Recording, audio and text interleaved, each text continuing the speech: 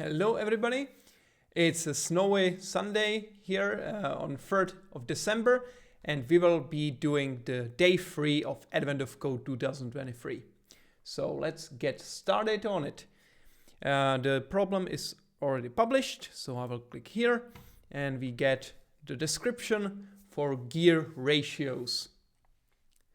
So this time we will be reaching a gondola lift station and we need to go to the water source to lift the gondola. Okay, so there is a elf who should be operating this gondola lift, but it's broken, so it needs to be fixed. The engine seems to be missing some parts, and you need to add up all the part numbers in the engine schematic to work out which part is missing. So the engine schematic consists of a matrix of numbers and symbols, and any number adjacent to a symbol, even diagonally, that's important, is a part number that should be included in the sum. And periods do not count as a symbol. So basically, it means, for example, this number. Okay, so there are actually just two numbers that are not part numbers because they are not adjacent to a symbol. 114 because there is just dots around it. And there is 58, there is just all dots around it as well. And all the others are adjacent to a non-dot symbol. So that makes sense. So basically we'll need to build up this map, then find all the numbers, and for each number test if there is anywhere, or even diagonally, a neighboring symbol. All right, let's get started on this. I've already prepared the day 3 projects in my solution with the small distinction that I've updated the properties launch settings file from yesterday and before by removing the output txt file because it was suggested by a comment from yesterday's video that said that there is no reason to have it there, because now I can see the output in the command, in the console output instead of the file, which is easier. So that was definitely a great suggestion. So I updated the template, and now it's gonna be easier for us to get the output number immediately just by looking into the console window. So I will just clean up these from yesterday, and now, yeah, also the code itself. And we will now get the sample input, the simple one first, because always start with the simple example.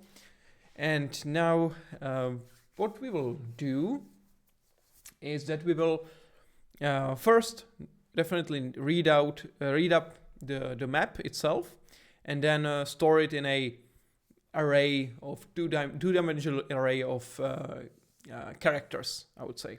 So let's do that now. So I will do a car map, which is gonna be empty at the beginning. Actually, we will use it later. So we will read all lines of the input. So input. So read. Okay, we need to, let's do it like this. That's gonna be easier. So we'll have a list, and it's gonna be a list of string input. I actually have a helper for this, I think, in the input tools. Yes, input tools dot read all lines. We'll use that one. So input tools, and I need to reference that project. It's just a simple method that reads all lines of the input. I'm not sure why it's not the Visual Studio is not cooperating here, so I will add it manually instead. And it's still not working. Yeah, because I updated that project to .NET 8. This one is not yet, so I'll update to .NET 8, both of these. And now we should be able to reference it. So try again. Yes, that's right. So now we are able to hopefully do this. I just need to send this to disturb. Okay, so read all lines. Read all the lines of the input.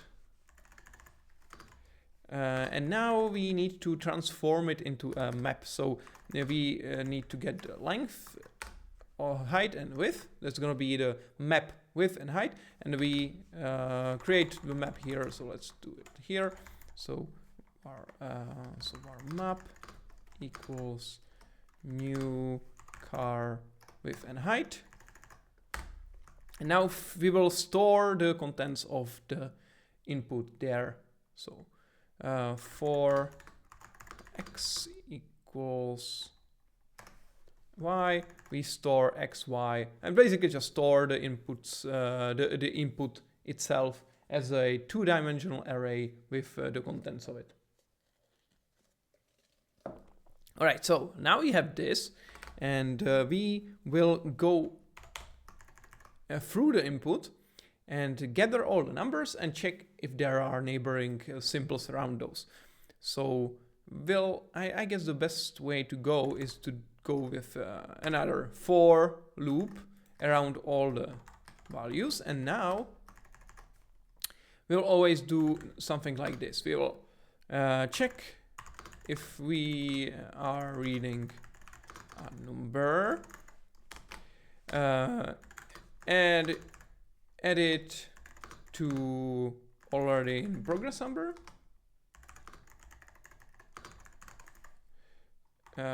If it's a number, and if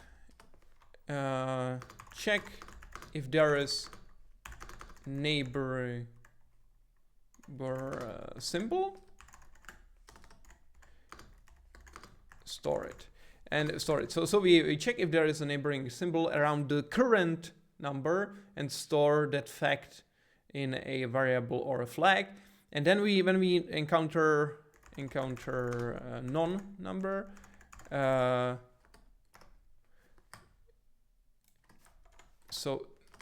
if we have encounter a non-number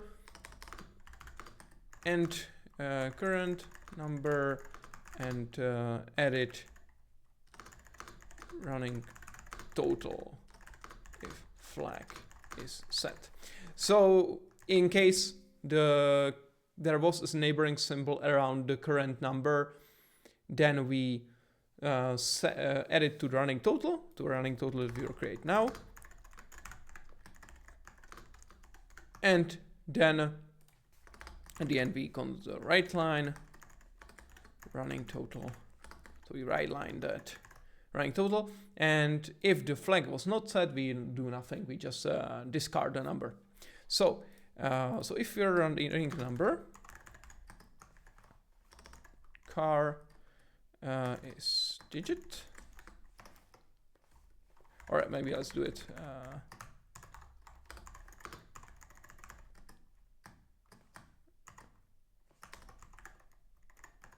Character. Let's store it in a variable for easy use. Is if it's a character, then we get the value of that character by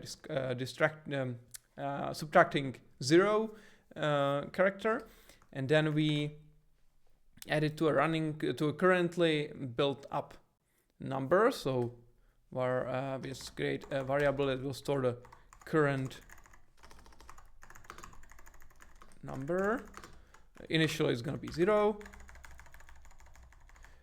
So current number equals current number times 10 plus value, that will add the current value to an existing number. If it's 0, it's going to be 0 times 10, which is 0 plus the value. And then we will check if there is check if there is a neighboring symbol around it. So for each of, I have actually here directions, which is a static class containing diagonal and non-diagonal directions. So I will use that for each direction in directions with diagonals. I will get neighbor X is going to be this, neighbor Y is going to be this, and then we check if it's actually in bounds of the map. If not, we will skip it. So that's exactly what we have here. So if it's less than 0 or greater than or equal or to height and width, we essentially skip it. And if it's not, we will check if the neighbor is a symbol. So if not neighbor character, or if not char is digit, and not char, not neighbor character equals to dot, so we don't count dots as the symbols, then we have to store has neighboring symbol false. So we store this fact here in this value of this flag has neighboring symbol. So we have this logic now built up. So we generate the number as we go. And now there are two things we need to do. We need to make sure that if we encounter a well, actually, there are actually two things we need to do here, because if we encounter a non-number here, we need to end the current number and add it to running total. But we need to also do this if we are at the end of the line, because the end of the line is essentially also a dot, so to speak. So one way to work around this would be to make the map 1 point larger and add dots all around all the map. But to make this simpler, let's do and current number. Let's create a local function that will do this for us. So it will, if current number not equal to 0 and has neighboring symbol, we add it to running total, and then we reset current number and has number reset the flag to false. So this way we should be able to call this method here. So we encountered a non-numeric character, and we also do it here at the end of the line after we went through. Oh, I need to go line by line first, and then character by character on the line, because we're reading the file sequentially from left to right, line by line. So after we read the whole line, we also end the current number here. So hopefully this logic is sound, and we can try running it. We'll see if I missed something, if it breaks or it completes. And I need to make sure the console doesn't close. Where is it? There is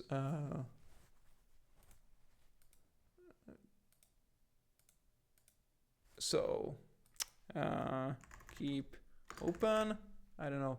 There must be a setting here. I don't remember where it was, but there was a setting that allowed you to keep the Visual Studio console open.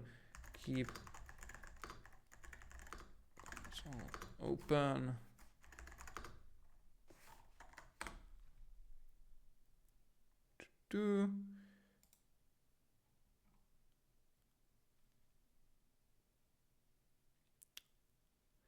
So the automatically close. Okay, so that's interesting because I don't have that setting enabled, but it still closes. Let's see, close, debugging, automatic close, uncheck it. Oh, the result is 4,533, and that's not the correct one. So let's see what we missed here. So we apparently added more than necessary. We apparently added all the numbers, which is odd. So if the current number is not 0 and has neighboring symbol, then we add it to the total and current. Okay, so let's check what we missed here. Let's do this maybe. I'll put the breakpoint here and we'll see the first number that we read is 467. Yes. The next one is, so for some reason, we have included 114, which is not supposed to be there.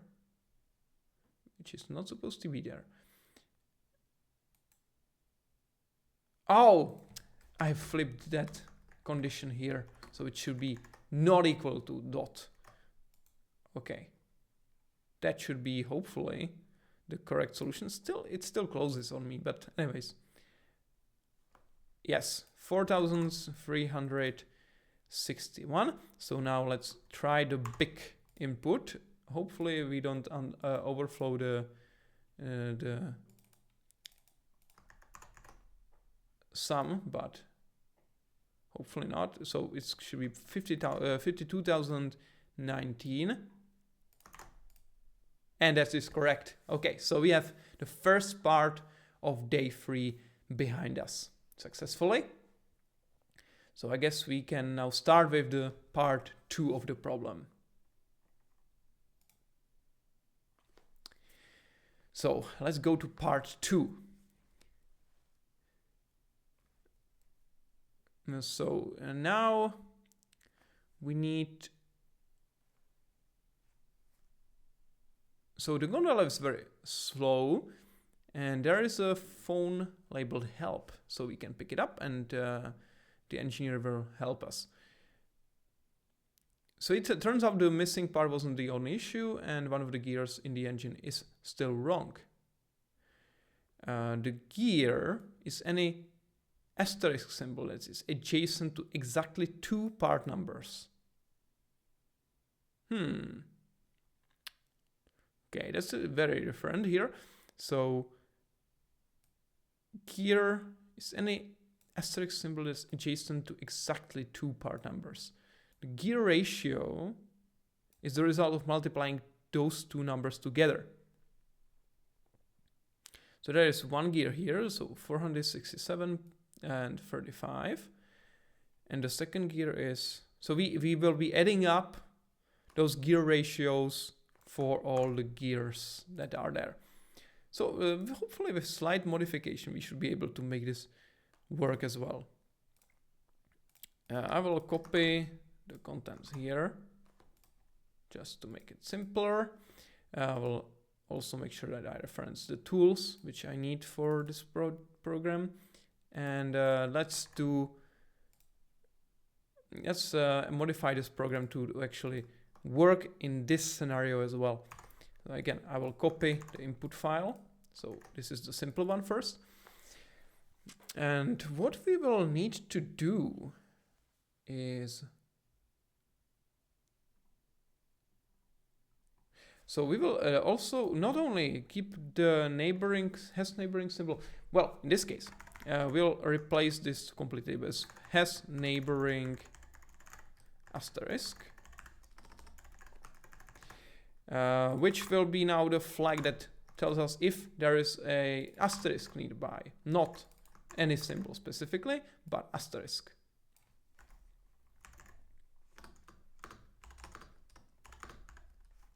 Asterisk.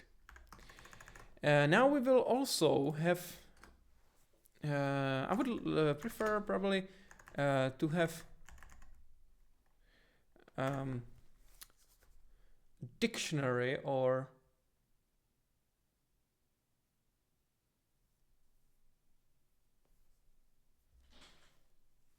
so it has to be exactly two numbers that are neighboring, and we need to store the fact that there are neighboring numbers for, I would, let's do it simply by storing the neighboring numbers for all the asterisks in the input. So I will do a dictionary which will have a point as a key. I hope the point is a, yes, should be, it's a record struct, so it has equality, and that should be enough. So we'll store a list of numbers that are neighboring with each asterisk. So now, so if the number is not 0 and has neighboring asterisk, then I will do asterisks add, or if not asterisk contains key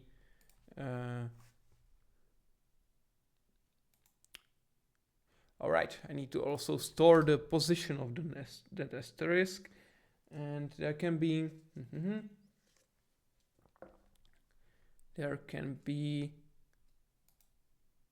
all right, I see. This gets a little more complicated here, because a number can neighbor with multiple asterisks as well. So the best way to do this would be to find each asterisk and then find its neighboring numbers and get all of those by getting them from the line, and then counting using that as a number. Okay, so maybe the modification would be better to do in a more significant way, I guess. So the reading of the file is fine, but because one number can neighbor with multiple asterisks, which could be tricky, as we would need to store all the asterisks that the number is neighboring with. Okay, well, we can do that, I guess.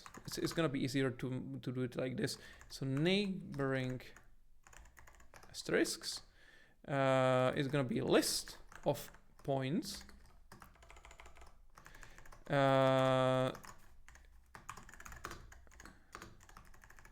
If it's at least one neighboring asterisk, and each time we have to clear that list. So it's not definitely the most efficient solution, but it's gonna work. It should definitely work. So I will, for each neighboring asterisk in neighboring asterisks. So for each of those asterisks, we will take its x and y, and from those positions, if the dictionary does not yet contain that one, we will add it. So neighboring asterisk x, neighboring asterisk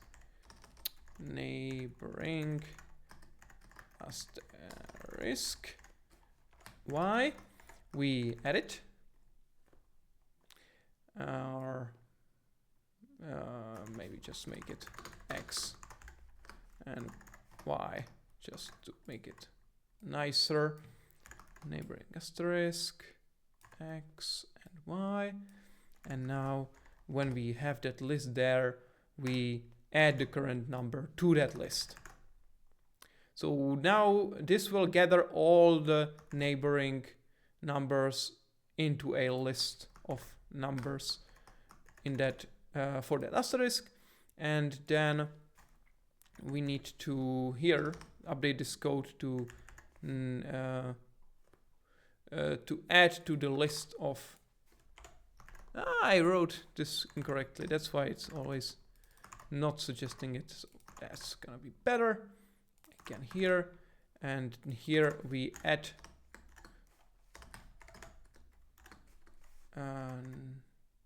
Oh, actually, we need to make sure that we don't add the same asterisk multiple times. So I will do, instead of a list, I will do hash set.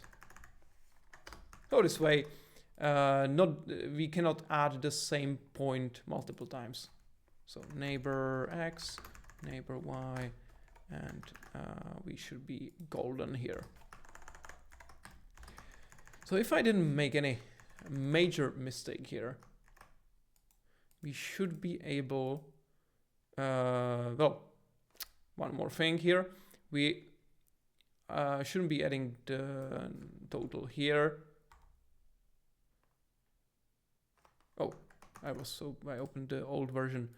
We need to actually calculate the final number. So then at the end of the execution,